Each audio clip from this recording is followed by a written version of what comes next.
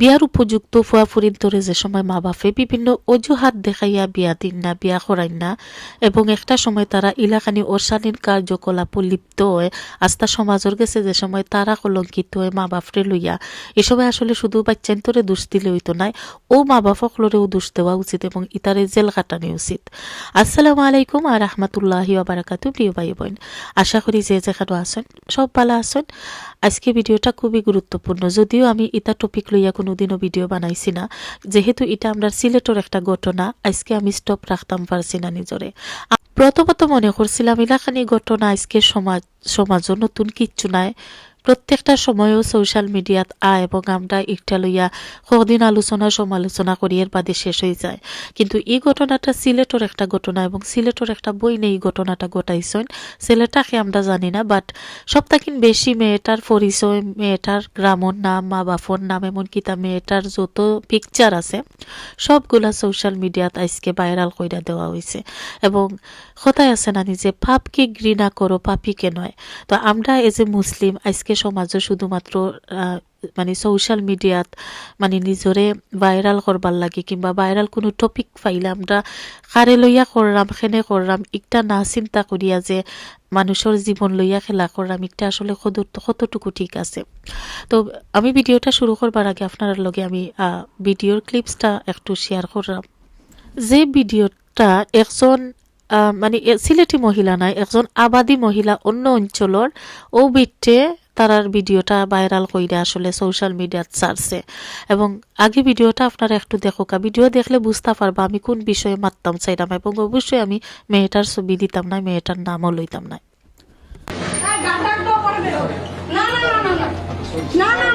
আমি আপনাকে বলার পর আপনি আমার কেন বললেন অন্য অসুবিধা?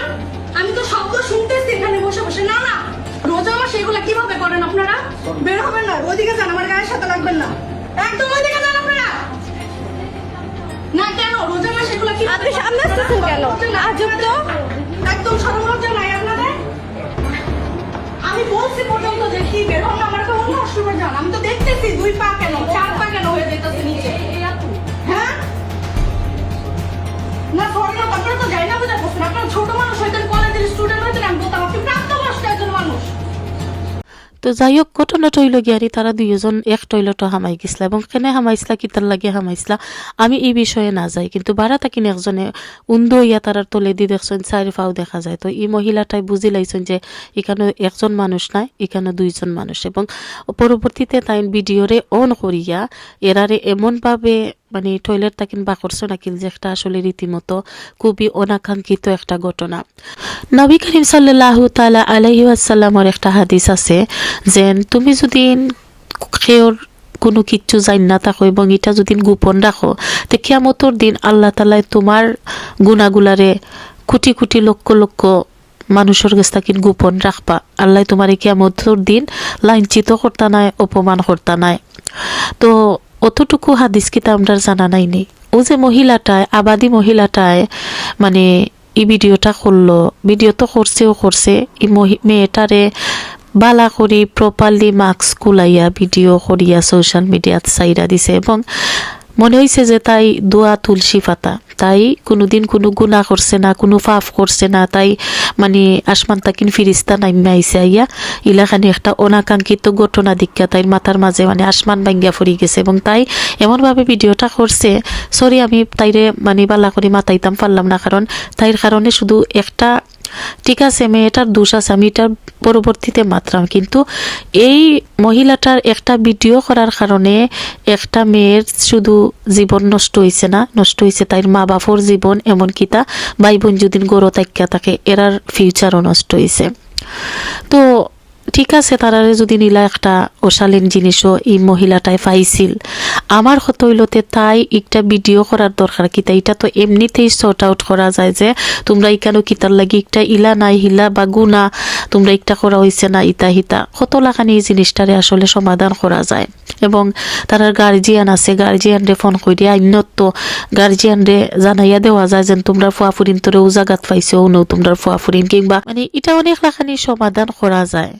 তো আমার প্রথমত এই মহিলাটারে আমি দুষ্মু যে এই মহিলাটার একটা ভিডিওর কারণে আজকে সোশ্যাল মিডিয়াত হাজার হাজার ইউটিউবার ফেসবুকার হলে সুযোগ পাইছে তারারে এমনভাবে ভাইরাল করে এমনভাবে তারারে লইয়া ট্রল করে যে আসলে একটা সময় দেখা যাইব যে তারার তো কোন দায়িত্ব যাইতো না, কারণ তারা নির্লজ্জ না হইলে ইলাখানি একটা ঘটনা করলো না নে, তারার কোন দায়িত্ব যাইতো না, কিন্তু তারার যে ফ্যামিলি আছে, মা বাপ আছেন, তারার যে ভাই বোন আছেন, এরার লাগি বড় একটা প্রবলেম ক্রিয়েট হইলো, এরার লাগি বড় একটা ক্ষতি হইলো। এবং আর তোমরা যারা মেয়েটার নাম পরিচয় একবারে মানে ছবি সহ ফেসবুকও সাইরা দিলাই, তোমরা গরু কিতা মা বোন নাইনি, তোমরা কিতা মনে করাইনি যে তোমরা ফরার ফুরির বা ফরার ফ্যামিলির অত বড় ক্ষতি করিয়া নিজরে আসলে অত বেশি মানে মানে আল্লাহর কাছে বালাই আশা করতে পারবা, কিংবা আল্লাহ তোমরা বালা কোনো রিওয়ার্ড দিবা, এলাকানে আশা করা খুবই ভুল। কারণ আল্লাহ তো অলরেডি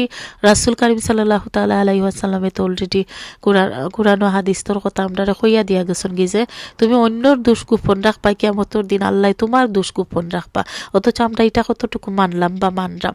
আর দ্বিতীয় কথা হইল কি আর যে আজকে এই প্রাপ্তবয়স্ক যে মেয়েটা বা ছেলেটা ই কর্মকাণ্ড করলো আজকে পাবলিক প্লেসও গিয়া, একটা হইল গিয়ারি যে শুধুমাত্র তারা একলা দায়ী করলে হইতো না, একটার পিছনে তারা মা বাপ প্রথম দায়ী। কারণ ও যে কথায় আছে না, আমরা মডার্ন হইতে হইতে অত বেশি মডার্ন হইছি যে আমরা প্রতিষ্ঠিত না হইলে ফুয়াফুরিন্তরে বিয়া করাইতাম না, ডিগ্রি অর্জন না করলে ফুয়াফুরিন্তরে বিয়া করাইতাম না, বিয়া দিতাম না, তে আগে নিজের ফায়ে দাঁড়াওকা বাদে বিয়া শাদি দিমু। কিন্তু এটা তো হাদিসে কইছে না, এটা তো কোরআনও আইছে না, এটা ইসলামিক যদি আমরা ওয়ে চিন্তা করি বা আমরা যদি এজ এ মুসলিম আমরারে দাবি করি মুসলিম হিসাবেতে, অবশ্যই প্রাপ্তবয়স্ক হয়ে গেলে একটা মেয়েরে বিয়া দেওয়া উচিত, প্রাপ্তবয়স্ক হয়ে গেলে একটা ছেলেরে বিয়া দেওয়া উচিত। এবং তার ফাইন্যান্সিয়াল স্ট্যাটাস কি তা একটা দেখা কিন্তু জরুরি নয়, কারণ রিজেকর মালিক আল্লাহ এবং প্রত্যেকটা জিনিসও আল্লাহ তাআলা হেল্প করেন, একটা আপনিও জানেন আমরাও জানি।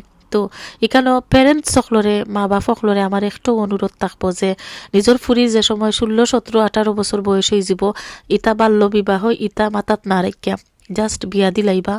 কারণ বিয়া দেওয়াটা বর্তমান যুগ সবটাকে ইম্পর্টেন্ট।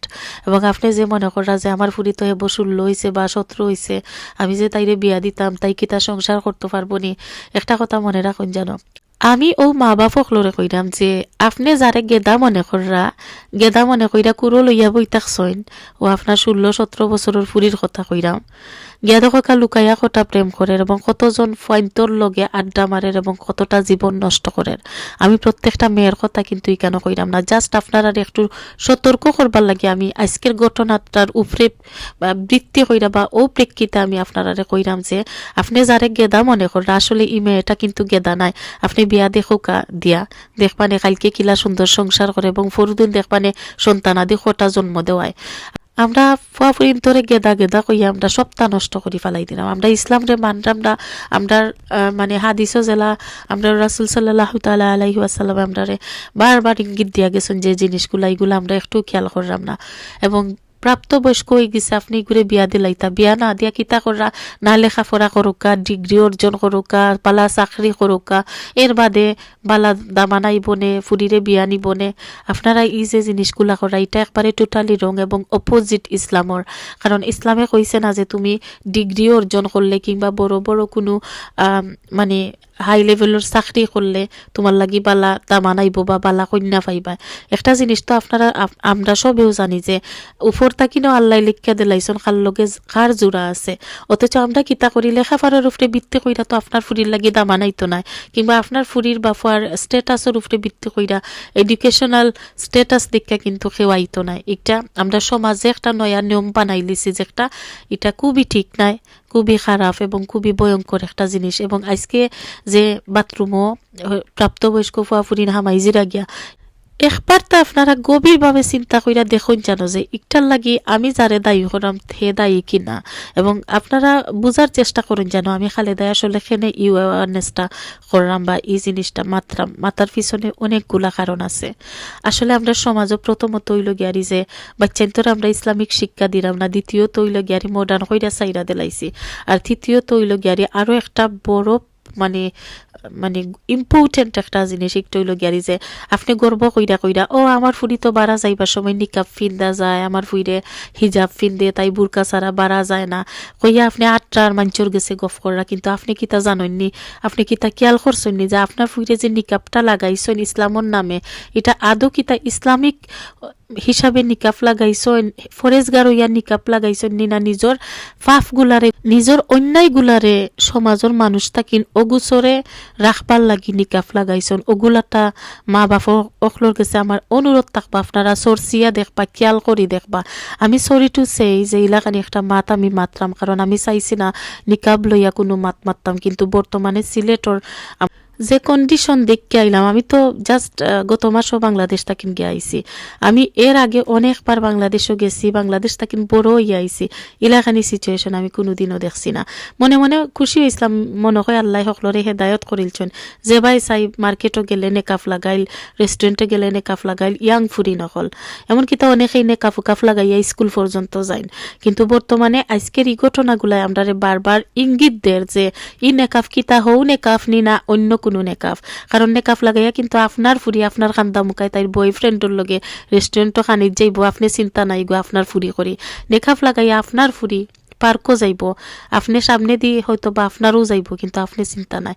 তো এর লাগি মা বাপ সকলরে কইরাম যে আপনার ফুইরে যদি 5 ওয়াক্তর নামাজ পড়েন, ফরেজগার প্রপারলি ওইয়া থাকতে মা বাপ হিসাবে অবশ্যই মা হিসাবে আপনি জানবা, এবং মা হিসাবে যদি আপনি দেখেন যে আপনার মেয়েটা হাসারর ইসলামিক হয়েছেন আলহামদুলিল্লাহ, আর আপনি যদি দেখেন যে নমাজের কোনো ঠিক ঠিকানা নাই, নমাজও অক্তর ফর অক্তার, মেয়েটা একটু নসরা টাইপর মানে অনেক মডার্ন গরুর মাঝে থাকে, সারা রাত সারাদিন মোবাইল লইয়া বিজি থাকে, তে বাড়াইবার সময় অনেক কাফখানার খালা বুরকাটা লাগাই দিলা তে মনে করেন যেন ডাইলর মাঝে খালাও আছে।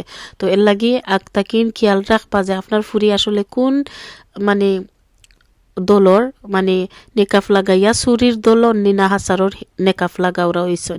হাসারর হইলে তো আলহামদুলিল্লাহ আল্লাহ হেদায়ত দিলাইছেন, আর হাসা না হইলে কিন্তু ডর আছে এবং ভয়ঙ্কর ডর, কারণ ও যে মেয়েটাই নেকাফ লাগাইয়া গিয়া বয়ফ্রেন্ডের লগে জিনা বেবিচারর লিপ্ত ইরা, একটার লাগে আপনারা মনে করেন না যেন আল্লাহ তালা আপনারা জিকাইতা নাই, 100% আল্লাহ তালা কিন্তু এটা হাদিসও আমরা রাসুলে কইয়া গেছেন যে তোমার গরো মেয়ে সন্তান যে সময় জিনা বেবিচারও লিপ্ত হইব, পয়লা নম্বরে শুধু মেয়ে না ছেলেরা কতও কিন্তু এখানে হওয়া হয়েছে, তারা যদি জিনা বেবিচারও লিপ্ত হইতে পয়লা নম্বরে জবাবদিহিতা বা আল্লাহ জিকাই বা হাসরর দিন মা বাপরের বাদে বড় বাইরে, এবং এটার লাগি দুইটা মানছে শাস্তি পাইবা বাপ আর বড় বাইয়ে। তো এর লাগি সবর জায়গাটা কিন্তু কইরা সচেতন হোকা, এবং এই ঘটনাটা যে মেয়েটাই ঘটাইছে ও মেয়েটার প্রতি আমার একটু আসলে খুবই রাগ এবং খুব, কারণ একটু অতটুকু নির্লজ্জ গোপন তুমি হইছো যেটা তুমি করছো আজকে, মানে সোশ্যাল মিডিয়ার যেহেতু জিনিসটা আইছে তার মানে আস্তা ওয়ার্ল্ডর মানছে দেখে, এবং ওখন তোমার মা বাপে ভাই বইনে এরার তুমি বাঁচা মরা সমান করি ফেলাইছ, এরা দুনিয়াত বাচ্চা থাকলে যে তা মরি গেলেও তা মানে তারার ওখন হয়তো বা ফস্তাইরা মায় কিবান ফস্তাইরা যে এমন সন্তান কিলাখানি আমি জন্ম দিলাম, মানে ইলাখানি মা বাপে তোমারে জন্ম দেওয়ার কারণে তারারে ইলাখানি শর্মিন্দা বানাইলায়, একটার লাগে আল্লাহ তোমারে নিশ্চয়ই কঠিন শাস্তি দিবা। আর যে মেয়েগুলাই আজকে আমার ভিডিওগুলা দেখায় বাংলাদেশ থাকি, আমি স্পেশালি বাংলাদেশের কথা এখানে উল্লেখ করবো, তোমরা একটা জিনিস সবসময় খেয়াল রাখো যে জিনা এত বড় একটা অপরাধ, যেখানে আমরা আল্লাহ তালায় স্পষ্টভাবে হাদিসও কইছেন, রাসূল সাল্লাল্লাহু তাআলা আলাইহি ওয়াসাল্লামে জিনার শাস্তি হিসাবে কইছেন যে যারে তুমি জিনা ধরি লিবাই তারে 100 বেতাঘাত করবাই, আর আরো একটা শাস্তির কথা উল্লেখ করা হয়েছে যে জিনা করব তারে ফাত্তর নিক্ষেপ করতে করতে দুনিয়াটা কি উঠানি হইতো। এবং এরপরেও আজকে সমাজও আমরা তো ইলাকানি কুচ্ছু করলাম না, এর লাগে তোমার মতো মেয়ের ভাগ্য বালা ও ছেলেটারও কপাল বালা, নাইলে আদি যুগর আগের যুগ যদিন থাকতো তখন তোমরা ফাত্তর মারতে মারতে মানুষে অত সময়ে দুনিয়াটা কিন্তু তুলি লিলানে।